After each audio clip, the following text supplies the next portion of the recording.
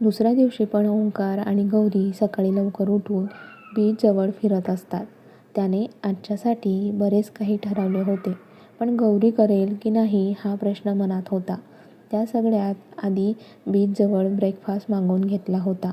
खूप छान वाटत होते, कारण बीचवर कोणीही नव्हते, फक्त ते दोघं होते. त्यांचा ब्रेकफास्ट झाल्यानंतर ते पुन्हा बीचवर आले आणि खाली बसले. बराच वेळ ते शांत बसले होते, तर गौरीला कंटाळा येत होता. ती कंटाळून, "अहो, आपण जायचं का? ते म्हणजे इथे पण शांत बसून आहोत." "बायको, थोडा वेळ, मग तुझ्यासाठी सरप्राईज आहे. पण आता तू त्याबद्दल मला काही विचारणार नाही आहे." तशी गौरीच्या चेहऱ्यावर स्माईल येते. आता ओंकार ज्याची वाट पाहत होता, फायनली ते लोक येतात आणि ओंकार त्यांच्याजवळ जातो. खरं तर आजच्या पूर्ण दिवसात ओंकारने वॉटर ॲक्टिव्हिटीजचे पॅकेज बुक केले होते. त्याबद्दल त्याने गौरीला काहीही सांगितले नव्हते. त्या लोकांशी बोलून झाल्यानंतर ओंकार गौरीजवळ येतो. तो बोलायच्या आधी तीच त्याला विचारते, "अहो, आपण वॉटर ॲक्टिव्हिटी करणार आहोत का?" तसा ओंकार हसत हो म्हणतो. "अहो, ती काही बोलणार त्याआधीच ओंकार तिच्या ओठांवर हात ठेवत, "बायको, या प्रत्येक ॲक्टिव्हिटीमध्ये मी तुझ्यासोबत असणार आहे. त्यामुळे घाबरायचे नाही, बिनधास्तपणे ॲक्टिव्हिटी करायच्या." "अहो, पण बिन काही नाही. तू आता मिसेस ओंकार आहे. जसा तुझा नवरा कुणाला घाबरत नाही, तसे तू पण कुणाला घाबरायचे नाही." आणि तो तिचा हात पकडून तिला घेऊन जातो. वरवर आनंदी दिसणारी गौरी आतून खूप घाबरली होती, कारण ते सगळं ती पहिल्यांदा करणार होती. ओंकारने मात्र तिचा हात घट्ट पकडून ठेवला होता. त्याला माहिती होते ती घाबरली आहे म्हणून. ते दोघं गाईडजवळ येतात. गाईड त्यांना सूचना देत असतो. ते दोघं मन लावून ऐकत असतात. खरं म्हणजे गौरी ऐकत असते, कारण तिची ही पहिलीच वेळ होती. ओंकारने तर याआधी खूप वेळा वॉटर ॲक्टिव्हिटीज केल्या असल्यामुळे त्याला सवय होती. "चला, तुम्ही सेफ्टी जॅकेट घाला, मग आपण ॲक्टिव्हिटीला सुरुवात करूया." तसे ते दोघं जॅकेट घालतात. गौरीची इच्छा नसताना ती घालते. जॅकेट घालून ते दोघं पण रेडी होतात. गौरीने तर ओंकारचा हात अशा प्रकारे पकडला होता, तो तिला सोडून कुठेही जायला नको. त्यांची पहिलीच ॲक्टिव्हिटी म्हणजे पॅरासेलिंग होती. गौरी ओंकारच्या पुढे, तर ओंकार तिच्या मागे उभा होता. गाईड त्यांना जसे सांगत होता तसे ते दोघं करत होते. त्या दोघांनी त्यांचे सेफ्टी कव्हर लॉक केले आणि ते हळूहळू वर जाऊ लागले. जसे ते वरच्या दिशेने जात होते, तशी गौरी घाबरून ओंकारचे हात घट्ट पकडत होती. तिला तर एवढी भीती वाटत होती की खाली पाहायची हिंमत होत नव्हती. आपण एवढ्या उंचावर आहोत हे बघून तिने तिचे डोळे पण बंद केले होते. ओंकार तिच्या मागे असला तरी त्याचे लक्ष होते तिच्याकडे. "बायको, काय हे? आपण एवढ्या उंचावर आहोत आणि तू डोळे बंद केले आहे. चल, ओपन युअर आईज आणि मी आहे ना तुझ्यासोबत. मग का घाबरतेस तू?" तशी गौरी हळूहळू डोळे उघडते आणि इकडे तिकडे पाहते. वर उंचावर असल्यामुळे निळाक्षार समुद्र खूप छान दिसत होता. अंगाला स्पर्श करणारा थंडगार वारा खूपच भारी वाटत होते गौरीला आणि हळूहळू तिची भीती पण कमी होत होती. "बायको, आवडले ना?" तशी ती होमध्ये मान हलवते. आता तिची भीती कमी झाल्यामुळे ती रिलॅक्स होती. ते बघून ओंकार मुद्दाम तिला त्रास देत होता आणि त्याचा तो प्रेमळ त्रास ती एन्जॉय करत होती. आता ते दोघं ओरडत होते, कारण पॅरासेलिंग कधी खाली पाण्यात जायचे तर कधी वर, त्यामुळे ते दोघं पूर्ण भिजले होते. गौरीला थंडी वाजत होती. ते बघून ओंकार बोटवर जायचा विचार करतो आणि ते बोटवर येतात. खाली येताच ओंकार तिला घट्ट मिठीत घेत तिच्या पाठीला रब करतो. त्याच्या तशा करण्याने गौरी चांगलीच लाजते. "बायको, किती लाजतेस? अजून तर खूप साऱ्या ॲक्टिव्हिटीज बाकी आहे." तशी ती गोंधळून त्याच्याकडे पाहते. तिच्याकडे बघून तरी असे वाटत होते की आता तिला काहीही करायचे नाहीये. "काय झाले बायको, तुला नाही करायच्या का ॲक्टिव्हिटीज?" तशी ती खाली मान घालून नाही म्हणते. "बरं, ठीक आहे. त्यात एवढे काय? माझ्या बायकोला नाही करायची ना, मग मी पण नाही करत. चल, आपण रूमला जाऊया." त्याने एवढ्या लवकर तिचे म्हणणे ऐकले म्हणून आता तिला खूप आनंद झाला होता. तिला असे वाटत होते आताच त्याला मिठी मारून त्याच्या गालावर किस करावे, पण ती सगळं हे मनातच राहू देते आणि ते दोघं किनाऱ्याजवळ पोहोचतात आणि रूमला येतात. रूमला येताच गौरी आधी फ्रेश होते आणि नंतर ओंकार. त्यानंतर रूममध्येच लंच ऑर्डर करतात. लंच झाल्यानंतर बेडवर आडवे होतात. गौरीला थंडी वाजत असल्यामुळे ती ब्लँकेट पांघरून झोपलेली होती. काही वेळातच तिला झोप लागली. जशी ती झोपली तसा ओंकार तिच्या ब्लँकेटच्या आत आला आणि तिला मिठीत घेतले. आता त्याला जणू तिच्या मिठीची सवयच झाली होती. ती पण झोपमध्ये त्याच्या मिठीत निवांत झोपलेली असते. ओंकारला पण काही वेळातच झोप लागून जाते. ते दोघं एवढ्या गाढ झोपलेले होते, एवढे की संध्याकाळ झाली हे पण त्यांना कळत नाही. त्यांच्या रूमची बेल वाजते आणि त्या आवाजाने त्या दोघांना जाग येते. असे एकमेकांच्या मिठीत बघून गौरी तर लाजून लाल होते. ओंकार उठून दरवाजा ओपन करतो. बाहेर पाहतो तर कोणीही नव्हते. कदाचित चुकून बेल वाजवली असेल असा विचार करून तो आत येतो. तोपर्यंत गौरी लाजून आत बाथरूममध्ये निघून जाते. बायको, खरंच किती लाजतेस तू. अशी लाजत राहशील तर कसे होईल माझे, तो तिचा विचार करत बेडवर लोळत असतो. तोच गौरी फ्रेश होऊन बाहेर येते. तिचे लक्ष ओंकारकडे जाते तर तो गालातल्या गालात हसत काहीतरी विचार करत असताना तिला दिसतो. यांना काय झाले, एकटे जसे हसत आहे. तिची चाहूल लागताच ओंकार हसतच बाथरूममध्ये निघून जातो. गौरी मात्र तिचं आवरून गॅलरीमध्ये जाऊन बसते. तोच ओंकार पण त्याचं आवरून तिच्या शेजारी बसतो. बायको, चहा घेणार?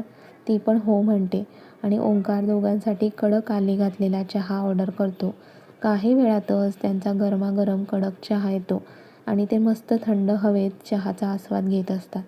असेही ते आज आणि उद्या कुठेही जाणार नव्हते, रूममध्येच राहणार होते. चहा पिऊन झाल्यानंतर ते दोघं मोबाईल पाहत असतात. डिनरला वेळ असतो. मोबाईल पाहत असताना ओंकारला काहीतरी आठवते आणि तो गौरीकडे पाहत, बायको, तुझ्या आवडीनिवडी जाणून घेण्यासाठी माझ्याकडे एक आयडिया आहे. तो त्याचा फोन बाजूला ठेवतो. गौरी, तिला आवाज देतो. आज बायको सोडून तो तिला गौरी म्हणून हाक मारतो तर ती गोंधळून त्याच्याकडे पाहते. ते मी काही प्रश्न तुला विचारले तर त्याची उत्तरे तू देशील का? ती पण फोन बाजूला ठेवत हो म्हणते आणि तो तिला विचारतो, तुझ्या घरात आई, पप्पा, हर्षदा आणि तू असे 4 जण बरोबर ना? हो बरोबर. पण ते मला 2 दिवस आधीच कळले की मी त्यांची. ते सोड गं, ते तुझ्यावर जास्त प्रेम कोण करायचे? ती स्माईल करत, माझे पप्पा. तुझा आवडता छंद? मला डान्स आणि सॉन्ग म्हणायला खूप आवडतात. तुझा फेवरेट हिरो? SRK. त्याचा ओंकार डोळे फिरवतो. तुझी favourite heroine? Amrita Roy. Favourite singer? Jubin Nautiyal. Favourite cricketer? MSD. Favourite colour? Pink. Favourite food? Panipuri. तसे बरेच प्रश्न तो तिला विचारतो आणि ती पण त्याच्या प्रश्नांची उत्तरे देत असते. तिच्याकडून तिच्या आवडत्या सगळ्या गोष्टी त्याने जाणून घेतल्या होत्या आणि गौरीने पण ओंकारला खूप सहजपणे सगळं शेअर केलं होतं. तोच त्यांच्या जेवणाची ऑर्डर येते. जेवायच्या आधी ते गावी फोन करतात. व्हिडिओ कॉल केला असल्यामुळे सगळ्यांशीच बोलतात. आईंना आनंद होतो. ती ओंकार गौरीला घेऊन अलिबागला गेलाय म्हणून. हळूहळू का होईना पण त्यांच्यात एक नाते निर्माण होत आहे हे बघून त्या खूप हॅपी होत्या आणि त्यांना खात्री पण होती की कधी ना कधी गौरी ओंकारचा स्वीकार करेल म्हणून. बराच वेळ बोलून ते फोन ठेवतात आणि जेवण करतात. जेवण झाल्यानंतर ते पुन्हा बीचजवळ एक राऊंड मारतात आणि रूमला येतात. फ्रेश होऊन बेडवर आडवे होतात. पण आता दोघांना पण झोप लागत नव्हती. ते दोघं शांतपणे छताकडे पाहत असतात आणि दोघं सोबतच कूस बदलतात आणि त्यांची नजरानजर होते. गौरी झोपली नाही अजून? ओंकार तिला विचारतो. ते मला झोप येत नाहीये. तसा ओंकार तिच्यासमोर एक हात पुढे करतो. ती पण जास्त विचार न करता त्यांच्याजवळ जाते. ओंकार तिला मिठीत घेऊन कुरवाडत असतो आणि गौरीला पण ते छान वाटत असते. काही न बोलता दोघांचा कधी डोळा लागतो त्यांचे त्यांना कळत नाही. त्यांना जाग येते ती सकाळीच. आज ते खरं तर बाहेर कुठे जाणार नव्हते, पण सगळ्यांसाठी काही ना काही सामान घ्यायचा म्हणून ते बाहेर जाणार होते. ते दोघं त्यांचे आवरून बाहेर येतात. ओंकारने खरं तर कार बुक केली होती, पण त्या ड्रायव्हरने वेळेवर ती कार कॅन्सल केली. आता काय करायचं हा विचार ओंकार करत होता की गौरी त्याला 2 व्हीलरबद्दल सुचवते. ओंकार पण डन म्हणतो, पण त्याचा चेहरा उतरतो. त्याचा उतरलेला चेहरा बघून गौरी त्याला विचारते, अहो काय झाले? ते गौरी, मला 2 व्हीलर नाही चालवता येत गं. त्याचे बोलणे ऐकून गौरी हसायला लागते. आज पहिल्यांदा ती एवढी मनमोकळेपणाने हसत होती आणि तिला हसताना बघून ओंकारला पण आनंद होत होता. तो तिच्या नकळत तिचा व्हिडिओ काढतो. ती हसतच शांत होत, सॉरी. ते म्हणजे तुम्ही एवढे मोठे बिझनेसमॅन, सगळ्या बाबतीत परफेक्ट आणि तुम्हाला 2 व्हीलर चालवता येत नाही? आणि ती पुन्हा हसायला लागते. तो पण तिची मस्करी करत, हां, आता नाही येत मला चालवता. पण हो, कोणी मला 2 व्हीलर चालवायला शिकवली तर मी नक्की शिकेल. आता तिला समजते तो तिची मस्करी करत आहे. तशी ती त्याला रागीट लूक देते. तो पुन्हा तिची मस्करी करत, आता काय करायचे, कसे जायचे बाहेर? तो टू व्हीलरकडे पाहत बोलतो. अहो, मी आहे ना, चालवते गाडी, तुम्ही बसा मागे. हो हो, का नाही, तुझ्यासोबत तुझ्या पुढे मागे कुठेही बसायला तयार आहे मी. तशी ती त्याला एक फटका मारते. चला जायचं, आणि ती हेल्मेट घालून गाडीवर बसते. ओंकार पण तिच्या मागे बसतो. त्यांचे दोन्ही हात तिच्या खांद्यावर असतात. त्याच्या स्पर्शाने गौरी अंग आगसून घेते, पण रिलॅक्स असते, आणि ते जायला निघतात. गौरी खूप स्पीडमध्ये गाडी चालवत होती आणि ओंकार बायकोच्या मागे बसून एन्जॉय करत होता. गाडी चालवत असताना ती आरशातून ओंकारकडे पाहते, तर त्याच्या चेहऱ्यावर स्माईल असते. ती त्याच्याकडे पाहत विचार करत असते. अहो, खरंच मावशींनी सांगितले होते, तुम्ही लाखात एक आहात. खरंच तुम्ही लाखात एक आहात. माझेच मागच्या जन्मीचे काही पुण्य असेल की तुम्ही मला मिळाला. तुमचे तर आधीपासून माझ्यावर प्रेम आहे, आणि त्या प्रेमामुळे तुम्ही माझ्यासोबतच लग्न केले. आणि मी पाहिले आहे तुम्हाला माझ्याबद्दल किती काळजी वाटत असते. तुम्ही मला किती समजून घेतात ते तुमच्या बोलण्यातून, वागण्यातून दिसते मला. खरंच मी खूप लकी आहे की तुम्ही मला मिळाला, आणि माझा पूर्ण विश्वास आहे तुम्ही माझे स्वप्न, माझ्या इच्छा सगळं काही पूर्ण करणार. मीच उगाच माझ्याकडून ताणून ठेवले आहे. म्हणजे तुम्ही माझ्याकडून जी अपेक्षा करत आहात ते द्यायला मी खूप वेळ घेत आहे. पण आता नाही, आपले लग्न झाले त्याच दिवशी मी तुमच्यासोबत जोडले गेले. माझ्या नावाच्या पुढे तुमचे नाव लागले. तुम्ही तर माझा पत्नी म्हणून स्वीकार पण केला. पण आता मी जास्त वेळ घेणार नाही. मी लवकरच तुमचा पती म्हणून स्वीकार करेल, कारण तुम्हीच माझे सौभाग्य, सर्व काही तुम्हीच आहात. आता ही गौरी तुम्हाला कधीच नाराज करणार नाही. जेवढं प्रेम तुम्ही माझ्यावर करतात त्यापेक्षाही जास्त प्रेम मी तुमच्यावर करेन, आणि शेवटच्या श्वासापर्यंत ही गौरी तुमची साथ सोडणार नाही. ती विचारत असल्यामुळे गाडीचा स्पीड कमी झाला होता, आणि गाडी तिरपी होऊन पडणार की ओंकार मागून तिच्या हातावर हात ठेवून सांभाळून घेतो आणि रस्त्याच्या कडेला गाडी थांबवतो. बायको, कसला एवढा विचार करते आहे, पडलो असतो ना आपण. तो अगदी तिच्या जवळ येऊन कानाजवळ बोलतो. बोलताना त्याच्या ओठांचा स्पर्श तिच्या कानाच्या पाकडीला होतो, आणि त्याच्या स्पर्शाने गौरी शहारते. अहो, ते सॉरी, लक्ष नव्हते. बायको, लक्ष देऊन गाडी चालव. अजून आपला संसार सुरू पण नाही झाला आहे. अजून खूप काही बाकी आहे आपल्यात. आपली मुलं, नातवंड. तो बोलत होता आणि गौरीच्या अंगावर शहारे येत होते. तिला वाटले नव्हते ओंकारने एवढा पुढचा विचार केलाय म्हणून. अहो, ती एवढंच बोलते आणि ओंकार हसतच बोलायचं थांबतो. बरं, चल जाऊया, आणि ती गाडी चालू करते. थोड्या अंतरावर गेल्यानंतर एक मार्केट होते. तिथून गौरी घरातील सगळ्यांसाठी एक एक वस्तू घेत होती. त्यात तिने ओंकारसाठी पण घेतले होते. ओंकार फक्त बॅग पकडायचे काम करत होता. खूप सामान घेऊन झाल्यानंतर ते खातात आणि रूमला जायला निघतात.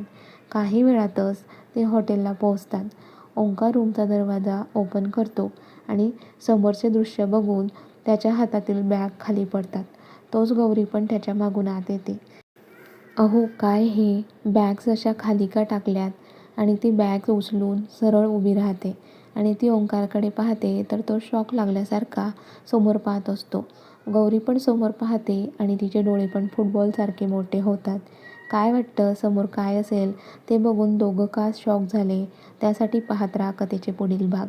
आणि कथेचा हा भाग कसा वाटला कमेंट्स करून नक्की कळवा. व्हिडिओला लाईक करा, जास्तीत जास्त शेअर करा. त्याचबरोबर आठवणीने हाईप पण करा, आणि चॅनलला सबस्क्राईब करायला विसरू नका. धन्यवाद.